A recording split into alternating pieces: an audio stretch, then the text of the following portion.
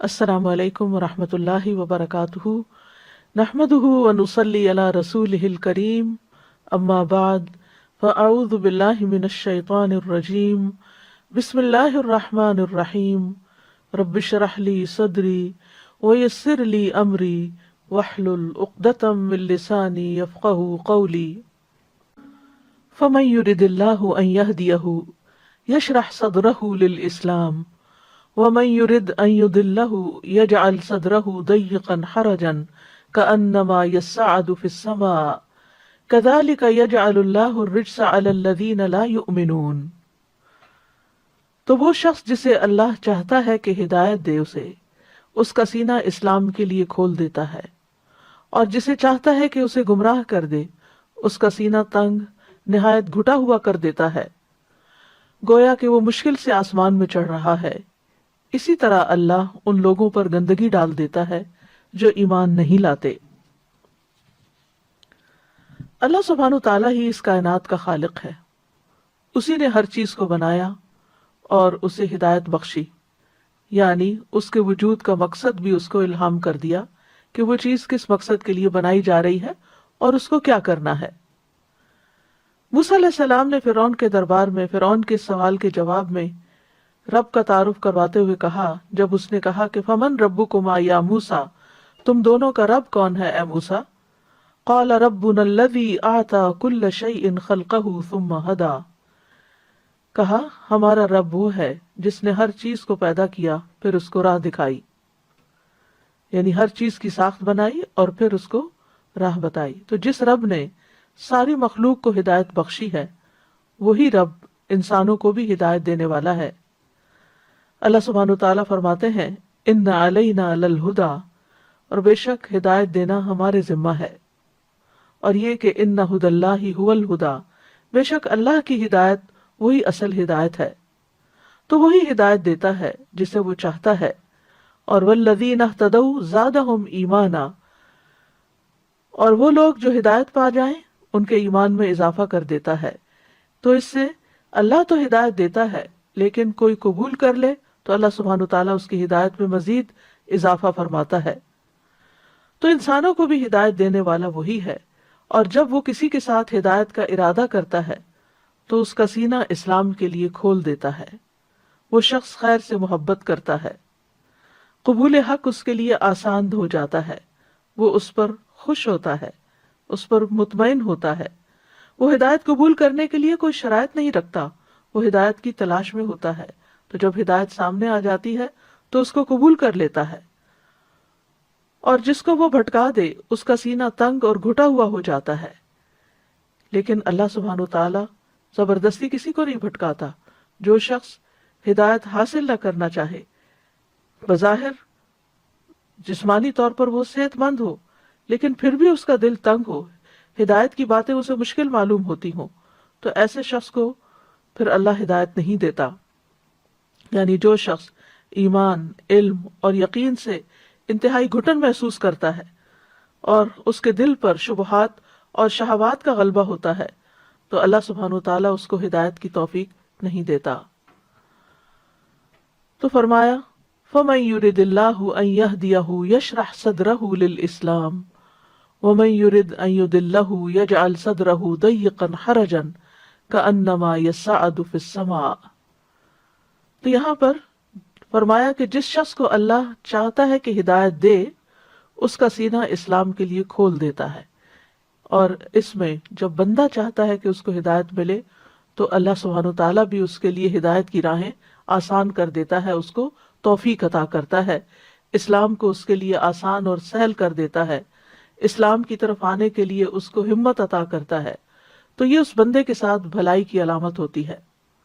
ابن عباس رضی اللہ عنہما کہتے ہیں فَمَن يُرِدِ اللَّهُ أَن يَهْدِيَهُ يَشْرَحْ صَدْرَهُ لِلْإِسْلَامِ کے بارے میں کہ اللہ اس کے دل کو توحید اور ایمان کے لیے کشادہ کر دیتا ہے، کھول دیتا ہے، کھلا کر دیتا ہے، اور اس طرح وہ اللہ کے ہر حکم کو دل کی خوشی سے قبول کرتا ہے۔ اسی لیے ایک حدیث میں بھی آتا ہے کہ مَن يُرِدِ اللَّهُ بِهِ خَيْرًا يُفَقِّهْهُ فِي الدِّينِ، کہ جس کے ساتھ اللہ تعالیٰ خیر کا ارادہ کرتا ہے اس کو دین کی سمجھ دے دیتا ہے۔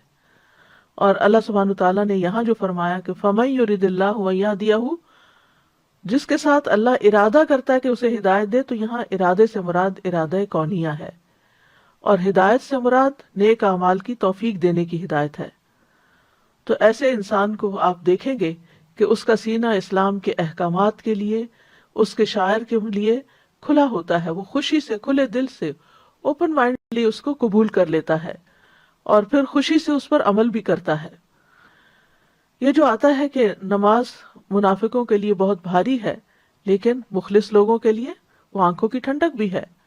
نبی صلی اللہ علیہ وسلم نے فرمایا، تمہاری دنیا کی چیزوں میں سے عورتیں اور خوشبو میرے لیے محبوب بنا دی گئی، اور میری آنکھوں کی ٹھنڈک نماز میں رکھ دی گئی، میری آنکھوں کی ٹھنڈک نماز میں رکھ دی گئی۔ تو گویا یہ شرح صدر کی علامت ہے کہ انسان کو نیک عمل سے محبت ہو۔ ایسے لوگوں کے لیے اللہ اور لوگوں کے حقوق سے تعلق رکھنے والے تمام اعمال کے لیے شرح صدر ہو جاتا ہے، دل کھل جاتا ہے۔ اس کے طریقے اور عبادت میں سے ہے کہ انسان پر واجب ہے کہ وہ سارے کے سارے اسلام کو اس کے اصولوں اور اس کے فروع یعنی اس کی جزئیات کے ساتھ قبول کریں، اور اس کو بھی قبول کریں جو اللہ کے حق کے ساتھ تعلق رکھتا ہے، اور اس کو بھی جو بندوں کے حقوق کے ساتھ تعلق رکھتا ہے۔ اور انسان کو چاہیے کہ پھر وہ اس کے لیے کھلے دل سے ان چیزوں کو قبول کرے، اور اگر وہ ایسا نہیں کرتا تو پھر وہ ان لوگوں میں سے ہو جائے گا کہ جن کا دل اللہ نے ہدایت کے لیے تنگ کر دیا۔ تو خوش نصیب ہے وہ جس کا سینہ اللہ کھول دے، اور یہ اللہ ہی کے ہاتھ میں ہے، وہی دلوں کو کھولتا ہے، اور خوش نصیبی اس کی مخلوقات میں سے ایک مخلوق بھی ہے۔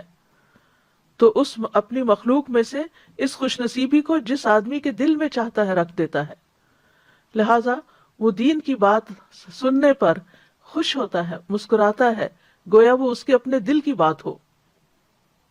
لیکن جس سے یہ سعادت چھن جائے، اس کو اسلام کا ایک ایک حکم، لوگوں کا حق، اللہ کا حق بہت بھاری اور بوجھل لگتا ہے۔ اسی لیے فرمایا وَمَن يُرِدْ أَن يُضِلَّهُ يَجْعَلْ صَدْرَهُ ضَيِّقًا حَرَجًا كَأَنَّمَا يَصَّعَّدُ فِي السَّمَاءِ، یعنی جسے اللہ تعالیٰ گمراہ کرنے کا ارادہ کر لیتا ہے تو اس کی علامت یہ ہے کہ اس کا سینہ تنگ اور گھٹا ہوا کر دیتا ہے، اس کے دل شبہات اور شہوات کے سمندر میں ڈوب جاتا ہے، بھلائی اس تک راہ نہیں پاتی، نہ ہی بھلائی اور نیکی کے لیے سینہ کھلتا ہے، گویا وہ سخت تنگی اور شدت میں ہے، گویا وہ آسمان پہ چڑھ رہا ہے، یعنی اسے آسمان پر چڑھنے کا مکلف کیا جا رہا ہے جہاں چڑھنے کی جس کے اندر کوئی طاقت نہیں، یعنی اس کے اندر کوئی ہمت ہی نہیں۔ ایسا شخص دنیا کے کاموں کے لیے خوب محنت کرتا ہے، خوشی خوشی کام کرتا ہے، خوب بھاگ دوڑ کرتا ہے، لیکن جو ہی کوئی دین کا حکم آتا ہے، اللہ کا کوئی حکم آتا ہے، تو اس کی ساری ہمت جواب دے جاتی ہے۔ اور یہاں پر یہ جو لفظ حرجن استعمال ہوا ہے، عمر بن خطاب نے مدلج قبیلے کے ایک بادیہ نشین یعنی صحرا میں رہنے والے اعرابی سے حرجہ کا مطلب پوچھا، تو انہوں نے کہا کہ درختوں کے درمیان ایک ایسا درخت ہوتا ہے جس تک پالتو یا جنگلی جانور یا کوئی اور چیز نہیں پہنچ سکتی، یعنی وہ اتنا اندر ہوتا ہے جنگل میں کہ اس تک کسی کی رسائی نہیں ہوتی۔ یہ سن کر عمر رضی اللہ عنہ نے فرمایا کہ اسی طرح منافق کے دل تک بھی خیر و بھلائی کی کوئی بات نہیں پہنچ سکتی، کیونکہ وہ اتنے پردوں میں ہوتا ہے، اتنے اندھیروں میں ہوتا ہے کہ وہاں تک اسے کوئی خیر نہیں ملتی۔ کأنما یصعد فی السماء، یعنی جس طرح زور لگا کر اوپر چڑھنا ایک مشکل کام ہوتا ہے، اسی طرح جس شخص کا دل تنگ ہو اس کے لیے ہدایت کو قبول کرنا مشکل ہوتا ہے۔ یہاں پر ایک اور لطیف بات بھی پتہ چلتی ہے کہ ہم جانتے ہیں آج کے دور میں اس بات کو جان لیا گیا ہے کہ جب انسان بلندی کی طرف چڑھتا ہے تو آکسیجن کم ہو جاتی، اور اوپر جانے میں سانس لینا مشکل ہو جاتا ہے۔ 1400 سال پہلے قرآن مجید کے نزول کے وقت کسی کو یہ بات معلوم نہیں تھی کہ گویا وہ آسمان کی طرف چڑھ رہا ہے اور اس کا سینہ گھٹ رہا ہے، تو یہ یعنی ایک محسوس بات ہے کہ جو اوپر جاتا ہے اس کے سانس کی تنگی کی وجہ سے اس کا سینہ گھٹتا ہے۔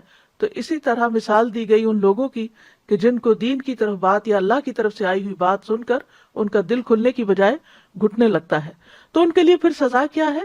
کذالک یجعل اللہ الرجس، اسی طرح اللہ ان پر رجس ڈال دیتا ہے۔ رجس کے معنی ہوتے ہیں گندگی کے۔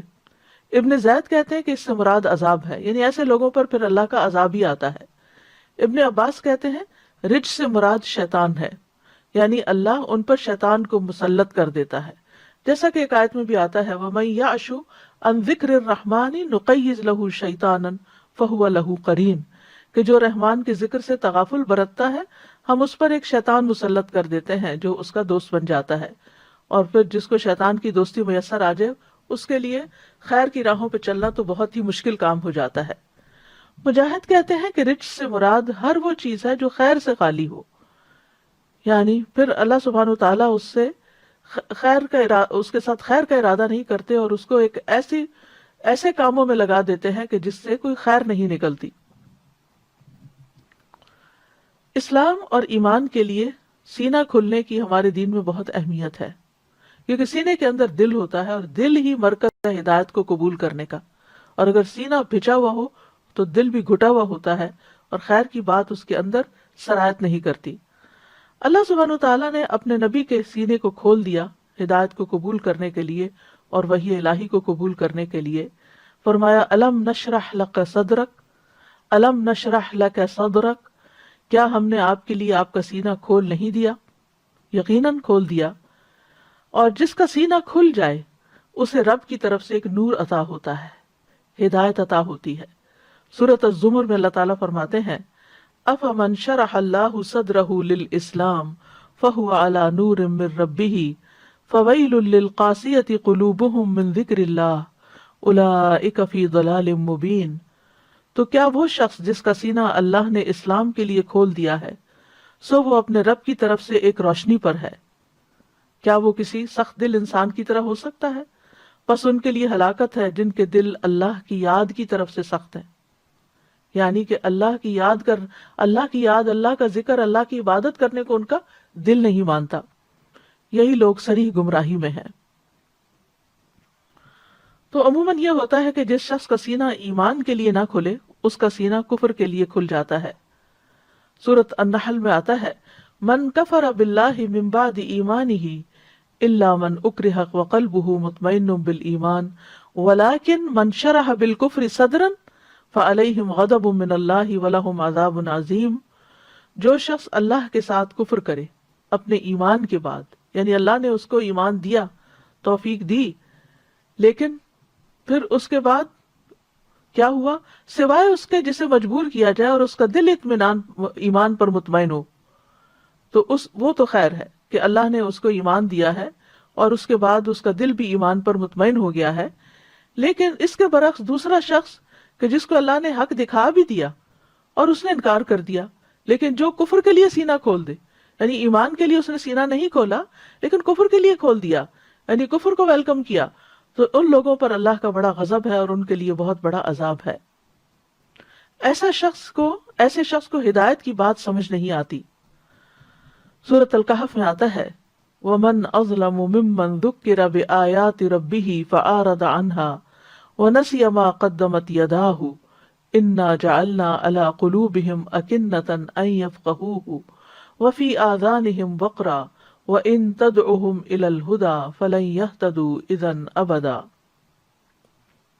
اس شخص سے بڑھ کر ظالم کون ہوگا جسے اللہ کی آیات سے نصیحت کی جائے اور وہ اس سے منہ پھیر لے اور بھول جائے جو اس نے آگے بھیجا۔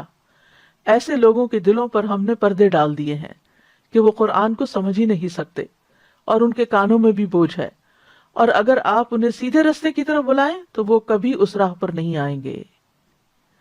یعنی اس سے بھی کیا پتہ چلتا ہے کہ جس شخص کو اللہ کی آیات کے ساتھ نصیحت کی جائے لیکن وہ اس نصیحت کو قبول نہ کرے، منہ پھیر لے اور اس کو بھلا دے جو اس نے آگے بھیجا، یعنی اپنی بدعمالیوں کو یاد ہی نہ رکھے، تو ایسے لوگوں کے دلوں پر پھر اللہ تعالیٰ پردے ڈال دیتا ہے کہ پھر وہ اس کتاب کو سمجھ ہی نہیں سکتے اور ان کے کانوں میں بھی بوجھ پڑ جاتا ہے، ان کو باتیں کانوں سے ٹکرا کے ایسے ہی گزر جاتی ہیں، یا جیسے ہماری زبان میں کہتے ہیں کہ ایک کان سے سنا اور دوسرے سے نکال دیا، کوئی بھی بات سمجھ نہیں آتی، نہ کوئی دل میں رہتی ہے نہ کوئی عمل میں آتی ہے۔ ایسے لوگوں کو اگر سیدھے رستے کی طرف بلایا جائے تو وہ بات نہیں سنتے، وہ آتے ہی نہیں، کیونکہ اب اللہ تعالیٰ نے ان سے ہدایت کی توفیق چھین لی ہے۔ یاد رکھیے ایمان کے اعتبار سے دل کی 4 قسمیں ہیں۔ حذیفہ رضی اللہ عنہ سے روایت ہے، وہ کہتے ہیں کہ دلوں کی 4 اقسام ہیں۔ ایک غلاف میں لپٹا ہوا دل، پس یہ کافر کا دل ہے، یعنی جس کے اندر کچھ جاتا ہی نہیں۔ ختم اللہ علی قلوبہم۔ دوسرا ہے ٹیڑھا دل، یہ منافق کا دل ہے، یعنی گویا کہ اس میں ہدایت کی کچھ بات آئی لیکن اس نے کنٹین نہ کی۔ تیسرا ہے ملاوٹ کے بغیر دل، گویا کہ اس میں چراغ چمک رہا ہے، پس یہ مومن کا دل ہے۔ اور ایک دل وہ ہوتا ہے جس میں ایمان بھی ہوتا ہے اور نفاق بھی ہوتا ہے، تو مومن کے دل میں نفاق نہیں ہوتا، چمکتا چراغ ہوتا ہے جس کی روشنی میں وہ حق کو پہچانتا ہے اور حق پر عمل کرتا ہے۔ تو ایمان کی مثال یوں ہے جیسے کوئی درخت ہو جس کو پاکیزہ پانی مدد دیتا ہو، اور نفاق کی مثال ایسے ہے جیسے کوئی پھوڑا پھنسی ہو جس کو پیپ اور خون مدد دیتا ہو۔ یعنی دونوں پنپ رہے ہیں، درخت بھی پنپ رہا ہے لیکن وہ صاف پانی سے، اور پھوڑا بھی پنپ رہا ہے لیکن وہ پیپ سے۔ بس ان دونوں میں سے جو بھی دل پر غالب آ جائے گا وہی حالت غالب آ جائے گی، یعنی جس کو وحی کے پانی سے، وحی کی بارش سے فائدہ ہو اس کو ہدایت مل جائے گی، اور دوسرا جس کا دل ٹیڑھا ہو وہ اس ہدایت کو اپنے اندر نہیں رکھے گا اور نفاق میں مبتلا ہو جائے گا، اور جس کا دل کھلے ہی نہ تو وہ تو کفر میں مبتلا ہو گیا۔ ایمان اللہ سبحانہ تعالیٰ کے صرف پسندیدہ بندوں کو نصیب ہوتا ہے۔ صحیح الترغیب و ترہیب میں آتا ہے، عبداللہ بن مسعود روایت کرتے ہیں کہ رسول اللہ صلی اللہ علیہ وسلم نے فرمایا، یقیناً اللہ مال اسے بھی دیتا ہے جس سے محبت کرتا ہے، اور اسے بھی دیتا ہے جس سے محبت نہیں کرتا، لیکن ایمان صرف اسے دیتا ہے جس سے وہ محبت کرتا ہے۔ پس جب اللہ کسی بندے سے محبت کرتا ہے تو اسے ایمان عطا کر دیتا ہے۔ تو یہ اللہ تعالیٰ کی محبت کی علامت ہوتی ہے کہ جس کو ہدایت دینا چاہتا ہے وہ اس کے لیے آسان کر دیتا ہے، اس کا دل کھول دیتا ہے اور اس کو نصیب ہو جاتا ہے۔ اور پھر سورۃ الحجرات میں آتا ہے کہ اللہ تعالیٰ اس کے دل میں ایمان کو مزین کر دیتا ہے، زینت بخشتا ہے، خوبصورت کر دیتا ہے، یعنی اس شخص کو ایمان سے محبت ہو جاتی ہے۔ وَلَكِنَّ اللَّهَ حَبَّبَ إِلَيْكُمُ الْإِيمَانَ وَزَيَّنَهُ فِي قُلُوبِكُمْ وَكَرَّهَ إِلَيْكُمُ الْكُفْرَ وَالْفُسُوقَ وَالْعِصْيَانَ أُولَئِكَ هُمُ الرَّاشِدُونَ۔ اور لیکن اللہ نے تمہارے لیے ایمان کو محبوب بنا دیا اور اسے تمہارے دلوں میں مزین کر دیا، اور اس نے کفر اور گناہ اور نافرمانی کو تمہارے لیے ناپسندیدہ کر دیا، یہی لوگ ہدایت والے ہیں۔ یعنی جس کے دل میں کفر، گناہ اور نافرمانی کی نفرت ہے اور اس کے برعکس ایمان کی محبت ہے تو ایسا ہی شخص دراصل ہدایت یافتہ ہے۔ یاد رکھیے دل انسانی جسم کا سب سے قیمتی حصہ ہے، اور اگر دل میں نور ہو تو انسان اس روشنی میں ہدایت پا جاتا ہے، اور اگر دل ہی اندھیرا ہو تو پھر انسان کے سامنے حق کی، خیر کی 100 باتیں بھی کی جائیں تو وہ اس کو سمجھ نہیں آتی۔ نعمان بن بشیر کہتے ہیں، میں نے رسول اللہ صلی اللہ علیہ وسلم کو فرماتے ہوئے سنا، بے شک جسم میں ایک ٹکڑا ہے، جب اس کی اصلاح ہو جاتی ہے تو تمام جسم کی اصلاح ہو جاتی ہے، اور جب وہ خراب ہو جاتا ہے تو تمام جسم خراب ہو جاتا ہے۔ سنو، وہ دل ہے، اور ایمان کا مقام بھی دل ہے، تقوی کا مقام بھی دل ہے، اچھائی اور برائی کی پہچان کا معاملہ بھی دل کے ساتھ ہے۔ اس لیے رسول اللہ صلی اللہ علیہ وسلم نے فرمایا، جس کے دل میں رائی کے دانے برابر بھی ایمان ہوگا وہ آگ میں داخل نہیں ہوگا۔ یعنی اگر دل کے اندر ایمان ہے تو پھر اس کے لیے جہنم میں خلود نہیں ہے، ہمیشگی نہیں ہے، بلکہ اس کو وہاں سے نکال لیا جائے گا، اور یہاں تو یہ فرمایا کہ وہ آگ میں داخل بھی نہیں ہوگا۔ پھر اسی طرح ابو ہریرہ کہتے ہیں کہ رسول اللہ صلی اللہ علیہ وسلم نے اپنے سینے کی طرف اشارہ کرتے ہوئے فرمایا 3 بار، تقوی یہاں ہے، تقوی یہاں ہے، تقوی یہاں ہے۔ اسی طرح ابن مسعود کہتے ہیں، وہ شخص ہلاک ہوا جس کا دل نیکی کو نیکی اور اس کا دل برائی کو برائی نہ سمجھے۔ اور یہ بھی کب ہوتا ہے کہ دل نیکی کو نیکی سمجھے اور اس کو سمجھ میں آ جائے کہ یہ نیکی ہے؟ جب دل کے اندر روشنی ہوتی ہے، جب دل کے اندر ایمان ہوتا ہے، جب دل کے اندر ایمان کا چراغ جل رہا ہوتا ہے تو پھر انسان کو فوراً سمجھ آ جاتا ہے کہ جو نیکی میں نے کی ہے وہ واقعی نیکی تھی، اور جو برائی کی ہے وہ برائی تھی، یعنی برائی اور بھلائی کا فرق محسوس کرنے لگتا ہے۔ اور اللہ تعالیٰ دل کی بنیاد پر ہی بندوں کو چنتا ہے۔ عبداللہ بن مسعود کہتے ہیں کہ بے شک اللہ نے بندوں کے دلوں پر نظر فرمائی، تو محمد صلی اللہ علیہ وسلم کے دل کو بندوں کے دلوں میں سب سے زیادہ بہتر پایا، اس لیے اللہ نے ان کو اپنے کام کے لیے منتخب فرما لیا اور انہیں پیغمبری کا شرف عطا کر کے مبعوث فرمایا۔ پھر قلب محمد کے بعد بندوں کے دلوں پر نظر فرمائی تو آپ صلی اللہ علیہ وسلم کے صحابہ کے دلوں کو سب سے بہترین پایا، چنانچہ اللہ نے انہیں اپنے نبی کا وزیر بنا دیا۔ پھر اللہ سبحانہ تعالیٰ بندوں کی شکلیں دیکھنے کے بجائے دل دیکھتا ہے۔ مشہور حدیث ہے صحیح مسلم کی، ان اللہ لا ينظر الى اجسادکم ولا الى صورکم ولكن ينظر الى قلوبکم واشار باصابعہ الى صدرہ۔ رسول اللہ صلی اللہ علیہ وسلم نے فرمایا، بے شک اللہ نہ تمہارے جسموں کو دیکھتا ہے کہ کتنے فٹ اور سمارٹ ہیں، نہ ہی تمہاری صورتوں کو دیکھتا ہے کہ جو سو کالڈ انسانوں کے بنائے ہوئے سٹینڈرڈ ہیں ان کے مطابق حسن کے جو معیار ہیں ان پر کون پورا اترتا ہے۔ فرمایا کہ نہ وہ تمہاری صورتوں کو دیکھتا ہے لیکن وہ تمہارے دلوں کی طرف دیکھتا ہے، اور آپ صلی اللہ علیہ وسلم نے اپنی انگلیوں سے اپنے سینے کی طرف اشارہ فرمایا، یعنی اللہ دل کی طرف دیکھتا ہے۔ تو اس لیے جس شخص کا دل خوش ہوا اور شرح صدر ہوا، نیکی کر کے اس کے اندر ایک اطمینان پیدا ہوا، تو اللہ سبحانہ وتعالیٰ اس کو یعنی کہ اس سے راضی ہو جائیں گے، اور ایسے شخص کو ایک طرح سے ایمان نصیب ہو گیا۔ تو اللہ تعالیٰ ہماری شکل و صورت نہیں دیکھتا بلکہ دل کے حال کو دیکھتا، تو ہمیں بھی اپنی پوری توجہ دل پر رکھنی چاہیے۔ لیکن آپ دیکھیں کہ ہم سب زیادہ تر اپنا وقت اپنی ظاہر کو سجانے میں لگاتے ہیں، بہترین لباس پہننا، میک اپ کرنا، فٹ رہنے کے لیے ایکسرسائز کرنا، اور بھی ظاہری خوبصورتی کی جتنی بھی چیزیں ہیں ان پر ہمارا وقت زیادہ لگتا ہے، جس کی وجہ سے لوگوں کی نگاہ میں ہم زیادہ جج جائیں۔ لیکن اس کے برعکس دل چونکہ لوگوں کو نظر نہیں آتے، اس لیے ان کی خوبصورتی کی طرف توجہ عموماً کم ہوتی ہے۔ تو اس آیت سے بیسیکلی ہمیں یہ پتہ چلتا ہے کہ جس کے ساتھ اللہ ارادہ کر لے بھلائی کا، تو گویا ہمارے دل اللہ کے ہاتھ میں ہیں، جیسا کہ حدیث میں بھی آتا ہے، بے شک تمام بنی آدم کے دل رحمان کی انگلیوں میں سے 2 انگلیوں کے درمیان ایک دل کی طرح ہیں، وہ اسے پھیر دیتا ہے جہاں وہ چاہتا ہے، یعنی چاہتا تو ہدایت کی طرف پھیر دیتا ہے اور چاہتا تو گمراہی کی طرف پھیر دیتا ہے۔ پھر رسول اللہ صلی اللہ علیہ وسلم نے فرمایا، اللہم مصرف القلوب صرف قلوبنا علی طاعتک، اے اللہ دلوں کے پھیرنے والے ہمارے دلوں کو اپنی اطاعت پر پھیر دے، یعنی ہم سے تو ہدایت کے کام لیتا رہ۔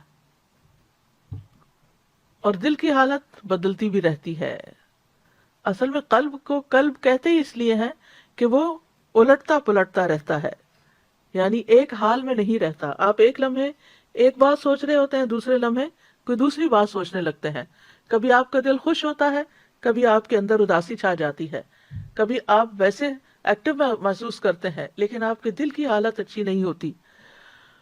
تو بہرحال ہمیں اللہ ہی سے قلب سلیم مانگنا چاہیے تاکہ ہمارا دل جو ہے وہ ہر طرح کی گھٹن والی چیزوں سے محفوظ رہے۔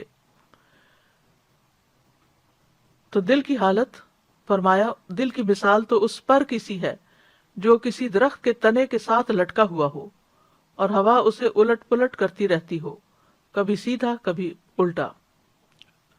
تو اسی طرح ہمارا دل بھی جیسے ہچکولے کھاتا رہتا ہے، کبھی سیدھا کبھی الٹا، کبھی ہم ایک شخص کے بارے میں ایک اچھی بات سوچتے ہیں اور کبھی دوسرے لمحے کوئی بدگمانی آ جاتی ہے۔ اسی طرح باقی بھی یعنی باقی امور میں بھی ایسا ہی ہوتا ہے۔ مقداد بن اسود کہتے ہیں کہ میں نے رسول اللہ صلی اللہ علیہ وسلم کو فرماتے ہوئے سنا، ابن آدم کا دل اس ہڈیا سے بھی زیادہ تیزی کے ساتھ بدلتا ہے جو خوب کھول رہی ہو۔ تو اس سے یہ پتہ چلتا ہے کہ دل کے اندر لمحے لمحے جو خیال آ رہے ہوتے ہیں اور پھر خیالات کی ایک ٹرین بن جاتی ہے، اور بعض اوقات وہ ایسی جگہ لے جاتی ہے کہ جہاں جا کر دل خراب ہی ہوتا ہے، اور بعض اوقات اچھے مناظر بھی دکھاتی ہے۔ تو اب سوال یہ پیدا ہوتا ہے کہ اگر ہمارا دل گھٹا ہوا ہے اور ہمارا دل بند ہے اور سخت ہے اور زنگ لگا ہوا ہے اور کسی چیز میں دل لگتا نہیں، تو پھر کیا کرنا چاہیے؟ یعنی دل کا علاج کیسے کریں؟ دل کا شرح صدر کیسے ہو؟ تو سب سے پہلے امام ابن قیم کہتے ہیں کہ انسان توحید اپنائے، یعنی ہدایت اور توحید جو ہے یہ شرح صدر کے بہت بڑے اسباب میں سے ہے، کہ دل کو ہدایت مل جانا اور توحید مل جانا. اور شرک اور گمراہی سینے کی تنگی اور اس کے تنگ ہونے کے بڑے اسباب میں سے ہے. یہ ابن القیم کی کتاب ہے زاد المعاد، اس میں سے یہ آئندہ کافی چیزیں لی گئی ہیں، تو آپ لوگ خود بھی وہاں سے مطالعہ کر سکتے ہیں. زاد المعاد. تو بہرحال ہدایت جو ہے وہ شرح صدر کا باعث ہے اور کفر دل کی تنگی کا باعث ہے. پھر ایمان کے نور سے سینے کا نکلنا، یہ اور ان اسباب میں سے ایک سبب وہ نور ہے جو اللہ بندے کے دل میں ڈالتا ہے، اور وہ ایمان کا نور ہے، کیونکہ ایمان کا سینے کو کھول دینا ہے، اس کو وسیع کرنا ہے اور دل کو راحت پہنچانا ہے. یعنی ایمان جو ہے وہ دل کے اندر نور پیدا کر دیتا ہے، اس کو کھول دیتا ہے اور راحت پہنچاتا ہے. تو پہلی چیز تھی توحید، اور اسی کے اندر پھر توحید میں ایمان آ جاتا ہے. توحید میں ایمان آ جاتا ہے اور پھر اس ایمان کی وجہ سے انسان کا دل جو ہے وہ روشن ہو جاتا ہے. اور اگر یہ نکل جاتا ہے تو پھر بندے کے دل سے جب یہ نور کھو جاتا ہے اور اس کا سینہ تنگ پڑ جاتا ہے اور دل رکنے لگتا ہے تو پھر ایک قید خانہ سا بن جاتا ہے اور دل کے اندر ایک گھٹن سی محسوس ہوتی ہے. ایمان سے ہی دل کو ہدایت ملتی ہے. فرمایا وَمَن يُؤْمِن بِاللَّهِ يَهْدِ قَلْبَهُ، جو شخص اللہ پر ایمان لے آئے تو اللہ اس کے دل کو ہدایت بخشتا ہے. دوسری اہم چیز علم حاصل کرنا. علم حاصل کرنے سے سینہ کھلتا ہے. علم سینے کو کھولتا ہے اور اس کو وسیع کر دیتا ہے، یہاں تک کہ وہ سینہ دنیا سے زیادہ وسیع ہو جاتا ہے.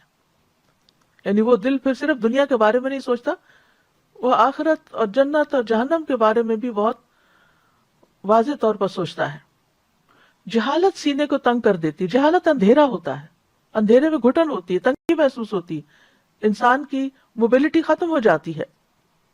تو جہالت سینے کو تنگ کر دیتی ہے، اس کو بند کر دیتی ہے، اس کو محبوس کر دیتی ہے. تو جیسے جیسے بندے کا علم بڑھتا جاتا ہے اس کا سینہ کھلتا جاتا ہے اور وسیع ہوتا جاتا ہے. لیکن ہر علم سے ایسا نہیں ہوتا. علم عمومی طور پر انسان کو فائدہ دیتا ہے لیکن سارے علم نہیں. اس علم سے مراد یہاں علم نافع ہے، یعنی جس علم سے انسان کو فائدہ پہنچے، اور وہ سب سے بڑا علم دین ہے، یعنی جو رسول اللہ صلی اللہ علیہ وسلم کی وراثت ہے، ان کے ذریعے ہم تک پہنچا ہے. تو جو لوگ اس علم کو صحیح طور پر حاصل کریں، اچھی نیت کے ساتھ، اور اس پر عمل بھی کریں، تو ان کے سینے کھل جاتے ہیں. ایسے لوگوں کے دل پھر وہ دل وسیع ہو جاتے ہیں، اور ایسے لوگ پھر وسعت قلبی کا ثبوت دیتے ہیں. ان کے اخلاق پاکیزہ ہو جاتے ہیں، ان کی زندگی سب سے بہترین ہو جاتی ہے. تیسری چیز اللہ کی طرف رجوع کرنے اور اس سے محبت کرنے سے سینے کا کھلنا. الانابۃ الی اللہ سبحانہ وتعالی، یعنی اللہ سبحانہ وتعالی کی طرف رجوع کرنا اور دل کی گہرائی سے اللہ سے محبت کرنا اور اس کی طرف متوجہ ہونا اور اس کی عبادت سے خوشی پانا. دوسری کوئی بھی چیز بندے کے سینے کو ان سے بڑھ کر نہیں کھولتی. تو جب کبھی دل تنگ ہونے لگے تو فوراً اللہ کی طرف رجوع کریں، اللہ کا ذکر کریں، قرآن مجید پڑھیں، اللہ تعالیٰ کو یاد کریں، تو انشاءاللہ کچھ ہی دیر کے بعد آپ کے دل کی حالت بہتر ہونے لگے گی. اور علامہ ابن القیم کہتے ہیں یہاں تک کہ کبھی وہ کہتا ہے کہ اگر جنت میں میری یہی حالت ہوگی تو سب سے زیادہ خوشگوار زندگی گزارنے والا میں ہی ہوں گا. یعنی اتنا زیادہ شرح صدر ہو جاتا ہے کہ دنیا میں بھی اس کو جنت کا مزہ آنے لگتا ہے. یاد رکھیے جتنی زیادہ اللہ سے محبت ہوگی اتنا ہی زیادہ دل کھلے گا، انسان کے اندر ایک خوشی پیدا ہو جائے گی، اور اس کو وہی جانتا ہے جس کے اندر اللہ کی محبت ہو. اور جیسے جیسے اللہ کی محبت مضبوط اور شدید ہوتی جاتی ہے سینہ اتنا ہی زیادہ کھلتا جاتا ہے اور وسیع ہوتا جاتا ہے، اور وہ صرف بیکار لوگوں کو دیکھ کے دل تنگ اس کا پڑتا ہے. یعنی ویسے اس کا دل تنگ نہیں ہوتا، لیکن جو لوگ وقت ضائع کریں، بیکار ہوں، فضول لغو کاموں میں لگے ہوئے ہوں. اور امام ابن القیم کہتے ہیں کہ ان کی حالت، جن کی حالت یہ نہیں ہوتی، تو ایسے لوگوں کو دیکھنا ان کی آنکھ کا تنکا ہے. یعنی ان کو دیکھ کے پریشان ہوتے ہیں اور ان سے ملنا ان کے لیے بخار کی مانند ہوتا ہے. یعنی ایسے لوگوں سے مل کر بھی وہ خوش نہیں ہوتے. پھر اسی طرح اللہ تعالیٰ سے اگر کوئی روگردانی کر لیتا ہے تو پھر اس کا سینہ بھی تنگ ہو جاتا ہے. یعنی جو نماز نہ پڑھے، ذکر نہ کرے، قرآن نہ پڑھے، دین کی مجلس میں شرکت نہ کرے.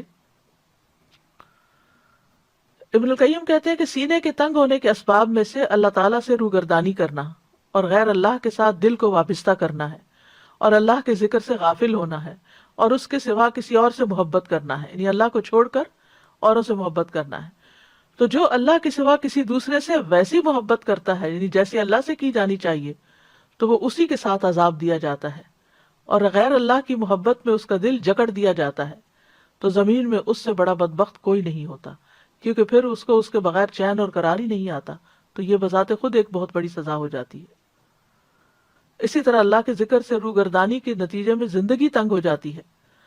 فرمایا سورۃ طٰہٰ میں وَمَنْ أَعْرَضَ عَنْ ذِكْرِي فَإِنَّ لَهُ مَعِيشَةً ضَنْكًا وَنَحْشُرُهُ يَوْمَ الْقِيَامَةِ أَعْمَىٰ، جس نے میرے ذکر سے منہ پھیرا تو بے شک اس کے لیے دنیا کی زندگی تنگ ہے، اور اسے ہم قیامت کے دن اندھا کر کے اٹھائیں گے. قَالَ رَبِّ لِمَ حَشَرْتَنِي أَعْمَىٰ وَقَدْ كُنْتُ بَصِيرًا، وہ کہے گا اے میرے رب تو نے مجھے اندھا کر کے کیوں اٹھایا، حالانکہ میں تو دیکھنے والا تھا.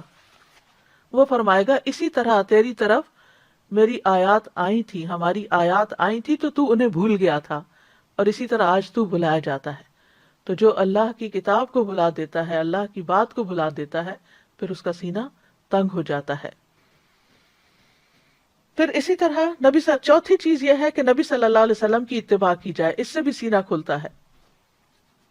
رسول اللہ صلی اللہ علیہ وسلم ہر اس صفت سے متصف تھے، ہر اس صفت کے حامل تھے جس سے اخلاق مکمل ہوتا ہے، اور شرح صدر اور دل کی وسعت اور آنکھوں کی ٹھنڈک اور روح کی زندگی حاصل ہوتی ہے. بس آپ شرح صدر اور زندگی میں اور آنکھوں کی ٹھنڈک میں سب سے زیادہ کامل تھے، اور اس کے ساتھ ساتھ آپ کا سینہ ظاہری طور پر بھی وسیع تھا، کشادہ سینے والے تھے. اور مخلوق میں سے جو آپ کی پیروی زیادہ کرے گا، یعنی سب سے زیادہ کامل ہوگا آپ صلی اللہ علیہ وسلم کا اتباع کرنے میں، تو وہ شرح صدر میں اور لذت اور آنکھوں کی ٹھنڈک میں بھی سب سے زیادہ کامل ہوگا. اور بندہ آپ صلی اللہ علیہ وسلم کی پیروی کے مطابق ہی اپنے شرح صدر کو پا سکتا ہے. یعنی جتنی وہ پیروی کرے گا اتنا ہی زیادہ، یعنی آپ صلی اللہ علیہ وسلم کی پیروی کرے گا، اتباع کرے گا، اتنا ہی زیادہ سینہ کھلتا جائے گا. پانچویں چیز، اپنے اندر شجاعت پیدا کیے جائے، اس سے سینہ کھلتا ہے. فرمایا جو بہادر ہوتا ہے، جو کھلے سینے والا ہوتا ہے، اس کا باطن وسیع ہوتا ہے اور اس کا دل کھلا ہوتا ہے. اور بزدل کا سینہ سب سے زیادہ تنگ ہوتا ہے، کیونکہ وہ ہر چھوٹی بڑی بات پہ ڈر جاتا ہے اور اس کا دل گھٹنے لگتا ہے، اور اس کا دل سب سے زیادہ بند ہوتا ہے. نہ اس کے لیے کوئی خوشی ہوتی ہے اور نہ ہی مسرت، اور نہ ہی اس کے لیے کوئی لذت ہوتی ہے. اس کے لیے صرف وہی نعمتیں ہوتی ہیں جو مویشی جانوروں کے لیے ہوتی ہیں، یعنی کھانا پینا، سیکس وغیرہ، بس. لیکن جہاں تک روح کی خوشی اور اس کی لذت اور اس کی نعمتیں اور اس کی رونقیں ہیں، تو وہ ہر بزدل کے لیے حرام ہو جاتی ہیں، جیسا کہ وہ بخیل کے لیے حرام ہو جاتی ہیں. چھٹی چیز، مخلوق سے احسان کرنا سینے کے کھلنے کا سبب بنتا ہے. جتنا بھی انسان کے لیے ممکن ہو اپنے جیسے انسانوں کا خیال رکھتا رہے، مال، منصب اور جسم کے ذریعے اور احسان کی مختلف اقسام کے ذریعے ان کو فائدہ پہنچاتا رہے، چاہے وہ اس کے رشتہ دار ہوں یا نہ ہوں. تو گویا جو شخص فراخ دل ہے، کھلے دل والا ہے، اس کا دل سب سے زیادہ کھلتا ہے نیکی کی بات سن کر، مخلوق سے احسان کر کے. اس کا نفس سب سے زیادہ پاک اور اس کا دل سب سے زیادہ خوشحال. پھر بخیل کا سینہ دو کرتے ہوں، بخیل اور خرچ بس سارے لمبے نہیں، سینے سے لے کے یہاں تک، یعنی یہ ایریا کورڈ ہو. تو فرمایا جب بخیل بھی خرچ کرنے کا ارادہ کرتا ہے تو اس کرتے کا ہر حلقہ اپنی جگہ سے چمٹ جاتا ہے. بخیل اسے کشادہ کرنے کی کوشش کرتا ہے لیکن وہ کشادہ نہیں ہو پاتا. ساتویں چیز، دل کو خراب کرنے والی مذموم صفات سے بچنا چاہیے. اگر آپ چاہتے ہیں کہ دن بھر آپ کا دل اچھا رہے تو اچھی باتیں سنیں اور اچھی باتیں ہی کریں.